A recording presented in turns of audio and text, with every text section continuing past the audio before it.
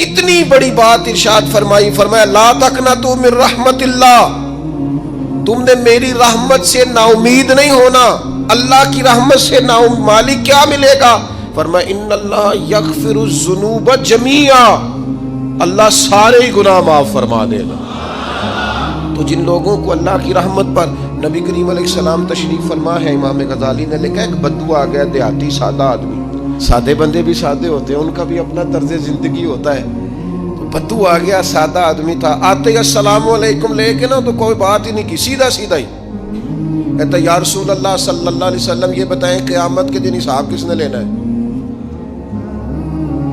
حضور فرمانے لگے بھائی یہ تو بڑی صاف سی اور مختصر سی اور سادہ سی بات ہے، حساب تو اللہ تعالیٰ نے لینا ہے۔ اب اس نے جو لفظ کہے اللہ کے حبیب کی آنکھوں میں آنسو آ گئے، کہنے لگے اگر اللہ نے حساب لینا ہے پھر انشاءاللہ کرم ہی ہوگا۔ تو حضور فرمانے لگے تمہیں یہ امید کس طرح ہے؟ تو عرض کرنے لگے یا رسول اللہ کریم جب غالب آتا ہے تو معاف ہی کرتا ہے، جب کریم کا غلبہ ہوتا ہے نا، کریم بندہ جب کسی پہ قبضہ کر لے تو پھر معاف کرتا ہے، تو اللہ تو سب سے بڑا مہربان ہے۔ وہ بات کی اور اگلا جملہ ہی کوئی نہیں کہا، وہ چلے گئے۔ تو حضور علیہ السلام نے اب اس بات پر رزلٹ دیا، فرمانے لگے کریم محبوب بندہ سادہ تھا، بات بہت بڑی کر گیا ہے، بڑی بات کر گیا، سادہ آدمی۔ میرے عزیز، اللہ کی رحمت پر جن لوگوں کو امید ہو انہیں موت سے ڈر،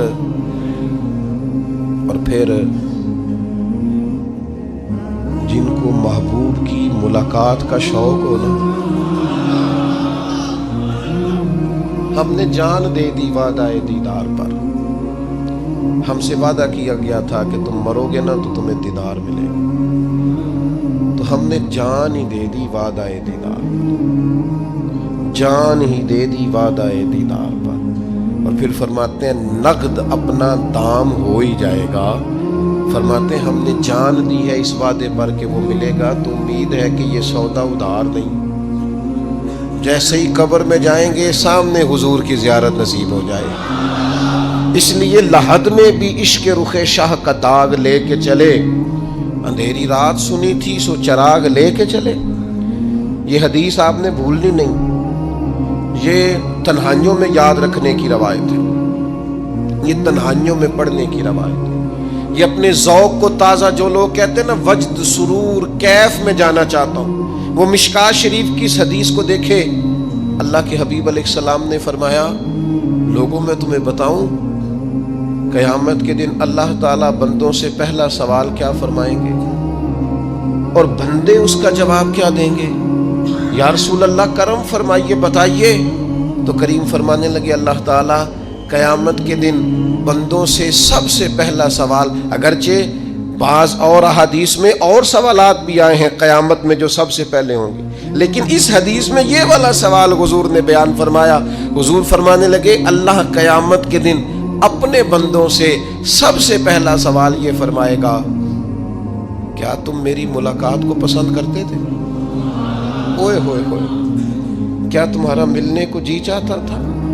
کبھی اے حقیقت منتظر نظر آ نہ لباس مجاز۔ اقبال کہتے ہیں تیرے کرم اتنے ہیں دل کرتا ہے تجھے دیکھیں، کبھی کبھی اے حقیقت منتظر نظر آ نہ لباس مجاز میں، لاکھوں سجدے تڑپ رہے ہیں میری جبین نیاز میں، تمہارا دل کرتا تھا مجھ سے ملنے کو؟ حضور فرماتے بندے عرض کریں گے مالک بڑا دل کرتا تھا۔ تو پھر اللہ فرمائیں گے یہ گفتگو کی معنویت تو دیکھو یار، اس کا حسن تو دیکھو۔ اللہ پھر پوچھیں گے کیوں دل کرتا تھا تمہارا؟ دل کرتا تھا تو کیوں کرتا تھا؟ عرض کریں گے مالک اس لیے کہ ہمیں امید تھی کہ تو معاف بھی کر دے گا، رحمت بھی فرمائے گا، اس معافی کی امید پر دل کرتا تھا تو ملے۔ حضور فرماتے ہیں پھر رب فرمائے گا مجھ پر واجب ہے، میں نے اپنے کرم سے واجب کر لیا ہے کہ آج تمہیں جنت عطا کروں گا۔ یہ جو ملاقات ہے نا، ملاقات کہ وہ ملیں گے، ان سے ملاقات ہوگی۔ عمر بیت گئی نا نام جپتے، عمر بیت گئی نا تذکرہ کرتے، ہم سے بھی لوگ پوچھتے ہیں کیا کمائی کی، کیا زندگی میں حاصل کیا، تو ہم کہتے ہیں شرق سے غرب تک ملک کے ایک کونے سے لے کر دوسرے کونے تک مدینے والے کی بات کی، حضور کا ذکر کیا ہے۔ نبی پاک کے میں اپنی حیاتی تو قربان تھی، وہاں ساری محمد محمد پکیندے گزر گئی ساری۔ یہ اعزاز ہے، یہ کرم ہے۔ اب کیا ہوتا ہے، گناہگار لوگ ہیں، اتنا بڑا دعویٰ تو نہیں کر سکتے، لیکن دل تو چاہتا ہے نا کہ چلو جس کا نام لیا ہے اس کی کبھی زیارت بھی ہو، کبھی ملاقات بھی ہو، کبھی نظر کرم بھی ہو۔ کسی نے اپنے محبوب سے کہا تھا کہ ذرا ایک نظر مجھ پہ بھی کیجئے، تو قریب بیٹھے ایک شخص نے کہا یار تو نے بڑا دعویٰ کیا ہے، جو محبوب ہوتے ہیں ان کو تکلیف نہیں دی جاتی، تو کہتا ہے پورا چہرہ ہی تیری طرف پھیرے۔ تو پھر اس نے اس درویش سے پوچھا کہ میں بھلا پھر کیا کروں، میرا دل تو میرا بھی کرتا ہے نا، چلو یہ تو آپ کی بات ٹھیک ہے کہ اب میں محبوب سے کہوں کہ اتنی تکلیف کرے کہ میری طرف پورا رخ پھیرے تو ٹھیک نہیں، تو پھر بتائیں میں کیا کروں؟ تو اس نے کہا ان راہوں میں کھڑا ہو جا جن راہوں کی طرف وہ کریم دیکھتا ہے۔ چلو اسی با کردار کو دیکھتے دیکھتے بیچ میں تیرے اوپر بھی نظر، مجھ پہ محشر میں نصیر ان کی نظر پڑ ہی گئی، مجھ پہ محشر میں نصیر ان کی نظر۔ اوئے ہوئے، اللہ کرے آپ کو بھی وہ لطف آئے جو مجھے آ رہا۔ کہتے مجھ پہ محشر میں نصیر ان کی نظر، یہ انتہائی عاجزی ہے کہنے والے کی۔ اس نے بالکل اپنے آپ کو ختم کر کے کہا کہ میں قابل تو نہیں تھا، اور میں پھر تکلیف دیتا کہ میری طرف دیکھیں، اسپیشل میرے لیے وقت نکالیں۔ پر کرم یہ ہوا کہ مجھ پہ محشر میں نصیر ان کی نظر پڑ ہی گئی۔ کہنے والے اسے کہتے ہیں خدا کا کرنا، کہنے والے اسے کہتے ہیں خدا کا کرنا۔ اللہ نے کیا کہ نظر مجھ پر پڑ ہی گئی، اور جب پھر پڑ گئی تو تیری ایک نظر کا کمال ہے اور میری زندگی کا سوال ہے۔ بس جب پڑ گئی تو سو پھر پڑ گئی۔ موت سے وہ بندہ کبھی نہیں ڈرتا جسے ملاقات کا شوق ہو، ملنا چاہے داتا علی اجویری سے اور موت سے ڈرے، ملنا چاہے حضرت غوث پاک جیلانی سے اور پھر موت سے ڈرے۔ زندگی گزری ہو علی علی کرتے پھر موت سے ڈرے، عمر بھر سیدنا عثمان غنی کی سخاوت کی بات کی ہو اور پھر جنت میں جا کے ان سے ملنے کا شوق پیدا نہ کرے، ساری زندگی سیدنا فاروق کا عدل بیان کیا ہو، ساری زندگی ان کے انصاف کا تذکرہ کیا ہو، پوری امت کو بتایا ہو کہ اگر جینا چاہتے ہو تو عمر کے رستوں پر چلو، اور پھر یہ موت سے ڈرے اور مر کے جناب فاروق اعظم کی زیارت کو پسند نہ کرے۔ جسے صدیق کی وفائیں یاد ہو، جنہیں جناب ابو بکر صدیق کا عشق یاد ہو، وہ پھر ان کی زیارت نہ کرنا چاہے اور ساری عمر حضور کی نعت پڑھی ہو۔ مانا نہیں آتا تھا پھر بھی کہا بلغ العلا بکمالہ کشف الدجا بجمالہ حسنت جمیع خصالہ صلو علیہ والہ سے نہیں ترجمہ آتا تھا، پر جب بھی کو پڑھتا تھا یہ بھی جھومتا تھا مولا یا صلی وسلم دائماً۔ میں آپ کو بتاتا ہوں، توتلا آدمی، توتلا اور دیوانہ مجذوب بیچارہ، سمجھ نہیں، توتلا بولنا بھی ٹھیک نہیں آتا۔ مجھے نماز کا سلام پھرا تو وہ جلدی آ گئے، وہ ایک مجذوب آدمی تھے، سادے تھے، تو سلام لی تو کہنے لگے میں گل کرنی سی۔ میں نے ان سے کہا کہ تھوڑی دیر کے بعد ملتے ہیں، سادہ آدمی ہے، اللہ مجھے معاف کرے، میں کوئی نقل تو نہیں ان کی اتار سکتا، اس زبان کو ہم توتلی نہیں کہتے، ہم اس زبان کو بلالی زبان کہتے ہیں۔ یہ بڑی خوبصورت زبان ہوتی ہے، یہ جو توتلے لب و لہجے ہوتے ہیں نا، وہ جب بچہ پوری طور پہ اماں نہیں کہہ سکتا، توتلا ہوتا ہے تو کوئی مزہ آتا ہے اماں کو اماں کہلوانے میں۔ جب وہ پوری طور پر باپ کو بابا نہیں کہہ سکتا اور توتلا ہوتا ہے تو کوئی مزہ آتا ہے کہنے میں۔ وہ جب دادی نانی دادا کہتا ہے تو دادے کا دل کرتا ہے یہ 100 بار کہے، چونکہ اسے کہنا نہیں نہ آتا، لیکن اس توتلاہٹ میں جو اس کو لطف آتا ہے۔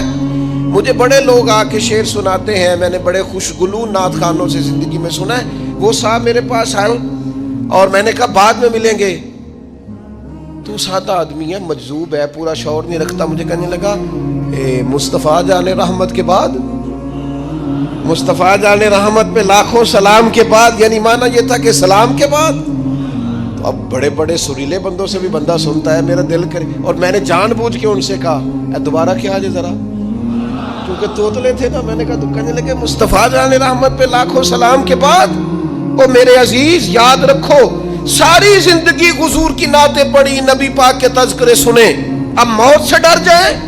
حالانکہ موت تو ایک پل ہے، پل سے گزریں گے تو سامنے اللہ کا دیدار بھی ہوگا، مدینے والے کی زیارت بھی نصیب ہوگی. تو زیارت ہوگی اور ہر نظر کانپ اٹھے کہ محشر کے دن خوف سے ہر کلیجہ دہل جائے گا، اوڑھ کر کالا جبہ وہ آ جائیں گے اور سارے محشر کا نقشہ بدل جائے گا. یہ موت کا خوف نکالنے والی چیزیں ہیں، ڈر. اچھا مجھے ایک بات بتائیں، یہ میں امید کی بات کرنے لگا ہوں، چلیں اب یہ بات تو مشکل ہے پر کرنی پڑے گی، مجبوری ہے. کبھی کبھی ابا جی سے مار بھی پڑ جاتی ہے بندے کو، گھر میں کوئی 2-4 لگ بھی جاتی ہیں، تو اس وقت نا جو سب سے بڑا سہارا کسی کو نصیب ہوتا ہے وہ یہ ہوتا ہے کہ اللہ کرے اماں گھر میں موجود ہو. اور میں نے دیہاتوں میں کئی مائیں ایسی دیکھی ہیں جو بیٹے کے حصوں کی مار کھاتی ہیں. ابا نے ڈنڈا لے لیا ہے بیٹے کی غلطی پہ، اب اماں بیچاری سامنے ہو گئی ہے، 2-4 اس نے بھی کھا لی. یہ بات آپ سمجھیں، موت کا خوف نکالنے کے مفہوم میں بات عرض کر رہا ہوں. اماں موجود ہو نا گھر میں تو ابا سختی بھی کرنے لگے تو کسی وقت احساس ہوتا ہے کہ جناب یہ سختی نہیں ہوگی کیونکہ میری اماں، اور اماں پوری وکیل بن جاتی ہے کہ نہیں تو نہیں پتا وہ ہو گئی غلطی، وہ فلانے دے منڈے نے خراب کیتا ہے، حالانکہ ہو سکتا ہے اس نے اس کو بھی خراب کیا ہو، لیکن وہ اماں وکیل ہے، وہ وکالت کر رہی ہے اور وہ بے لوث کر رہی ہے. ہوتا ہے ایسے، اس بات کو سمجھ لے اچھے طور پر. موت کا خوف نہیں، ڈر نہیں، اس لیے کہ گھر میں ماں موجود ہو تو باپ کا ڈر نہیں ہوتا. تو قبر حشر میں تو رسول کریم موجود ہے، وہاں تو نبی کریم موجود ہے، وہاں تو اللہ کریم اپنی رحمت فرمائے گا بندوں پر. اس لیے خوف نہیں، پینک نہیں، اپنی غلطیوں کا احساس ضرور کریں، اپنے اعمال پر توجہ ضرور دیں، لیکن موت کے خوف تلے دبتے نہ جائیں. انشاءاللہ صبح قیامت کرم ہوگا. میرے نبی پاک علیہ الصلوۃ والسلام نے تو فرمایا ہے بس ہم نے ایمان کامل لے کے جانا ہے دنیا میں. حضور نے فرمایا ہے جس طرح 14ویں رات کا چاند چمکتا ہے اس طرح میرے غلاموں کے چہرے چمکیں گے قیامت کو. اللہ کے رسول صلی اللہ علیہ وسلم فرماتے ہیں جسم کے جن جن حصوں پر وضو کا پانی لگتا رہا وہ قیامت میں چمکیں گے. دور سے لوگ ان کا نور دیکھیں گے، پتہ چلے گا وہ محمد عربی کے غلام آ رہے ہیں. یہ کرم ہوگا صبح قیامت، یہ عطائیں ہوں گی. اس لیے مومن موت سے ڈرتا. سیدنا بلال حبشی رضی اللہ تعالیٰ عنہ، آخری وقت ہے، نزع کا عالم طاری ہے، اور یہ گفتگو دیکھیں غلاموں کی. آپ کی اہلیہ رو پڑی، کہنے لگی ہائے ہائے افسوس. حضرت بلال فرمانے لگے کیا ہوا؟ کہنے لگی افسوس ہے کہ آپ دنیا سے جا رہے ہیں. تو حضرت بلال نے مضمون ہی بدل دیا، سوچ کا زاویہ ہی بدل دیا. فرمانے لگے یہ افسوس کا مقام نہیں، یہ تو خوشی کا مقام ہے. اس لیے کہ میری آج آنکھیں بند ہوں گی، قبر میں کھلیں گی، مدینے والے محبوب سے بھی ملوں گا، حضور کے غلاموں سے بھی ملوں گا صلی اللہ تعالی علیہ وسلم. تو موت تو مقام مسرت ہے، اور اگر یہ مل جائے زندگی میں. ایک بدو ایمان لے آئے، ابن ماجہ میں موجود ہے. حضرت ابو ہریرہ رضی اللہ تعالیٰ عنہ حدیث کے راوی ہیں، فرماتے ہیں ایک بدو ایمان لائے اور انہوں نے حضور علیہ السلام کے ساتھ ہجرت بھی کی. ابن ماجہ میں موجود ہے. تو نبی پاک علیہ السلام نے نا انہیں ایک صحابی کے ساتھ کر دیا، اب ان کے کام کاج میں مصروف ہو گئے ان کے ساتھ. تو حضور علیہ السلام نے نا ایک جگہ سے مال غنیمت آیا، تو طریقہ مبارکہ یہ تھا کہ مال غنیمت میں سب کو حصہ دیا جاتا تھا. اگرچہ وہ جہاد پہ نہیں گئے لیکن حضور نے انہیں بھی حصہ دیا. تو وہ صحابی تو رو پڑے، عرض کرنے لگے حضور میں اس کے لیے تو ایمان نہیں لایا تھا. حضور نے فرمایا پھر بتائیے، گرچہ حضور جانتے ہیں کس لیے لائے تھے. عرض کی حضور میں تو اس لیے ایمان لایا تھا کہ میں رب کی راہ میں لڑوں گا اور میں اپنی جان پیش کروں گا. میں شہادت کے لیے ایمان لایا تھا، مجھے یہ مال دولت نہیں چاہیے.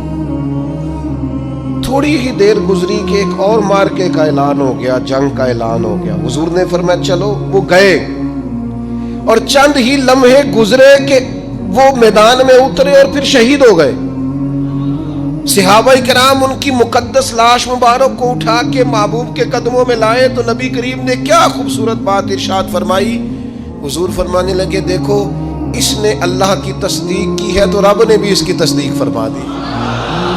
اور پھر یہ دو جملے محبوب کہتے کہتے اٹھے اور پھر حضور نے اپنا جبہ مبارک اتارا اور اتار کے فرمایا اس بندے کو نہ اس جبے میں کفن دے دو, اس میں اسے کفن دو, اس لیے کہ تو شہادت کے لیے ایمان لایا, موت کی آنکھوں میں آنکھیں ڈال کے جیا, اپنی زندگی کمزور نہ گزارو.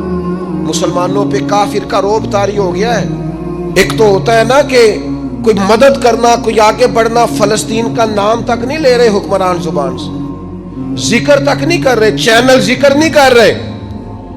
اتنا رعب, اتنا کفر کا خوف, صرف اس لیے کہ ہمیں موت کا ڈر ہے. مر جائیں گے تو بستر پہ نہیں مریں گے, بیماریوں سے نہیں مر جاتے لوگ. خدا کے بندو اپنی زندگی میں اتنا خوف اگر موت کا پیدا کر لو گے. حضرت سعید ابن جبیر رضی اللہ تعالیٰ عنہ بہت بڑے فقیہ تھے. حجاج بن یوسف نے بلایا اور کہنے لگا میں تمہیں موت دینے لگا ہوں, مار دوں گا تمہیں. بڑا ظالم آدمی تھا, بڑے لوگ اس نے قتل کیے تھے. حضرت سعید رضی اللہ تعالیٰ عنہ مسکرا پڑے اور غصے میں آیا, کہنے لگا کیوں ہنستے ہو؟ فرمانے لگے تو بڑا بیوقوف ہے, تجھے کس نے کہا زندگی اور موت تیرے ہاتھ میں, یہ تو تب آئے گی جب میرا رب چاہے. کہنے لگا لے جاؤ ان کو اور جا کے قتل کر دو. تو وہ جب جلاد لے جا رہے تھے تو آپ اور کھل کے مسکرائے, ہنسے. یہ آپ کی طاقت ہے کہ موت کو دیکھ کے مسکراہٹ ہو, لبوں پہ تبسم رقصہ ہو, مسکرائے. جب آپ مسکرا رہے تھے تو اس کو اور غصہ آیا, واپس بلایا. کہنے لگا مسکراتے کیوں ہو؟ فرمانے لگے تیری جرت پہ مسکرا رہا ہوں اور اس بات پہ مسکرا رہا ہوں کہ رب کتنا بے نیاز ہے, تیرے جیسے لوگوں کو بھی مہلت دے رکھی ہے. کتنا بے نیاز ہے, تیرے جیسے لوگوں کو مہلت. اور غصے, کہنے لگا میرے سامنے قتل کرو. حضرت سعید ابن جبیر رضی اللہ تعالیٰ عنہ نے منہ کعبے کی طرف کر کے پڑھنا شروع کیا, انی وجہت وجہی للذی فطر السماوات والارض حنیفا وما انا من المشرکین. آپ یہ پڑھ رہے تھے تو کہنے لگا اس کا منہ کعبے سے پھیر دو. کعبے سے منہ پھیرا تو آپ فرمانے لگے تو بڑا ہی بیوقوف ہے, میرا رب کو صرف کعبے کی طرف مقید ہے, وَلِلَّهِ الْمَشْرِقُ وَالْمَغْرِبُ فَأَيْنَمَا تُوَلُّوا فَثَمَّ وَجْهُ اللَّهِ. چہرہ پھیر دیا جب اس نے تو آپ فرمانے لگے مشرق بھی اللہ کا, مغرب بھی اللہ کا. اور اللہ فرماتا ہے تم جدھر بھی منہ کرو ادھر ہی اللہ کی رحمت ہے. یہ پڑھا تو اب اس نے لٹایا, اور جب وہ آپ کو قتل کر رہا تھا تو حضرت سعید ابن جبیر کی ایک زوردار آواز گونجی. فرمایا یاد رکھنا مجھے اسی طرح قتل کرنا جس طرح تم خود قیامت میں قتل ہونا پسند کرتے ہو. میرا آخرت پر یقین کامل ہے, محشر میں عدالت لگے گی, میں تمہیں قتل کروں گا میں. حضرت سعید ابن جبیر کی وہ جرت تھی کہ دربار سارا لرز گیا حجاج کا. حضرت سعید ابن جبیر رضی اللہ تعالیٰ عنہ کہنے لگے اللہ اسے میرے بعد کسی پر مسلط نہ کرنا, میرا قتل آخری ہو, میرے بعد نہ ہو. ڈر گئے لوگ, سہم گئے. اور وہ جو جلاد آپ کو قتل کر رہا تھا اس کے بھی ہاتھ کانپ رہے تھے. اتنی جرت, موت کا ایک منٹ کے لیے خوف نہیں. حضرت سعید ابن جبیر رضی اللہ تعالیٰ عنہ شہید ہو گئے تو اتنا خون نکلا, اتنا خون نکلا, اتنا خون نکلا, خون بند ہی نہیں ہو رہا. ایک طبیب بیٹھا تھا, ہانپتے کانپتے ڈرے ہوئے سہمے ہوئے. حجاج کہنے لگا اسے اتنا خون؟ تو کہنے لگا بادشاہ میں نے سالوں مریض دیکھے ہیں, اس کو پتہ چل جائے نا مرنے والا ہوں وہ تو اتنا خوف میں آتا ہے, پہلے ہی اس کا سارا خون جم جاتا ہے اور سکڑ جاتا ہے اور اس کا خون جل جاتا ہے. یہ جو بندہ تم نے شہید کیا ہے نا اس میں ایک رتی برابر بھی موت کا خوف نہیں, موت کے خوف سے بے نیاز تھا, اتنا خون نکلا. حضرت سعید ابن جبیر شہید ہوئے اسی دن حجاج کے پیٹ میں درد شروع ہوا. صرف 15 دن حجاج بعد میں زندہ رہا ہے, 15 دن, اور ساری رات تڑپتا تھا, کہتا تھا مجھے خواب میں آ کے پیروں سے گھسیٹتے. حضرت سعید ابن جبیر چلاتا تڑپتا 15 دنوں کے اندر. طبیبوں نے کہا تیرا جو مرض ہے یہ کوئی آسمانی عذاب ہے. میرے عزیز موت سے ڈرے نہیں بلکہ جو ظالم ہو ان کو ڈرا دے, یہ مومن کی شان ہے. اپنی زندگی کے اندر سے موت کا خوف نکال دیں، تاکہ زندگی کے جو دن ہیں وہ جیے تو جا سکیں، وہ انسان مضبوطی سے وقت سے گزار سکے۔ حضرت علی شیر خدا رضی اللہ تعالیٰ عنہ نا وہ جیکٹ نہیں پہنتے تھے جنگی، جو کمر پہ پیچھے لوگ پہنتے تھے نا، تلوار کوئی مارے تو زخم نہ ہو۔ تو کسی نے مولا علی شیر خدا رضی اللہ تعالیٰ عنہ سے فرمایا پشت پر آپ وہ جیکٹ نہیں پہنتے لوہے کی؟ آپ فرمانے لگے پشت تو دکھانی نہیں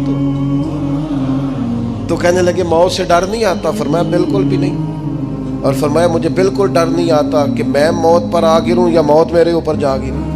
ہم تو شہادت حضرت خالد بن ولید رضی اللہ تعالیٰ عنہ ایک دن نوجوانوں کو خطاب کرتے کرتے کہنے لگے موت سے کبھی نہ ڈرنا، میں نے ساری زندگی جنگوں میں گزاری ہے، میرے وجود پر ایک ذرہ بھی جسم کا حصہ ایسا نہیں جس پر زخم نہ ہو۔ اور جو کہتے کہتے رو پڑے، فرمانے لگے یہ بات کرتے کرتے رو پڑے، فرمانے لگے دیکھ لو زندگی ساری میدانوں میں گزاری ہے، لیکن شہادت اللہ تعالیٰ نے میرے لیے وہاں نہیں لکھی تھی، یہاں اللہ تعالیٰ نے اپنی رحمت کے لیے موت میرے لیے لکھی تھی۔ تو یہ تو اللہ کا کرم ہے۔ قریب ایک بزرگ صحابی اور بیٹھے تھے، فرمانے لگے آپ کی نیت شہادت کی تھی، انشاءاللہ آپ قیامت میں شہیدوں میں ہی کھڑے کیے جائیں گے۔ تو میرے عزیز خوف نہیں موت کا۔ آخر میں 2-3 گزارشات عرض کرنی ہے۔ ایک تو میری آپ سے گزارش ہے، جنہوں نے ابھی تک قرآن مجید کی تلاوت شروع نہیں کی، وہ ابھی سے آج سے 10 منٹ ٹائم ہو تو مسجد میں بیٹھ کے ایک رکوع پڑھ کے جائیں، قرآن مجید نہیں چھوڑنا۔ رمضان کا تعارف یہ ہے کہ شہر رمضان الذی انزل فیہ القرآن، تو قرآن مجید سے دلچسپی۔ دوسری میری گزارش ہے راشن بانٹنے والوں سے بھی کہ مہربانی کریں لائنوں میں لگانا چھوڑ دیں، اور لینے والوں سے بھی میری عرض ہے کہ اللہ تعالیٰ سارا سال عطا کرتا ہے، 3-4 ہزار کے لیے کیوں اپنے آپ کو آپ تکلیف میں ڈالتے ہیں؟ سارا سال اللہ دیتا ہے۔ اور پھر میری آپ سے یہ بھی اپیل ہوگی کہ طبیعتوں میں حلم پیدا کریں، بردباری پیدا کریں، یہ بڑی ضروری چیز ہے۔ مثبت سوچیں لائیں، روزہ ہماری تربیت کرتا ہے۔ اور پھر آپ سے یہ بھی اپیل کروں گا رمضان شریف کی مقدس گھڑیوں میں صرف اپنے لیے نہیں سوچے، امت کے لیے سوچیں، بالخصوص فلسطین کے مسلمانوں کے لیے کم از کم دعا مومن کا ہتھیار ہے، وہ تو جم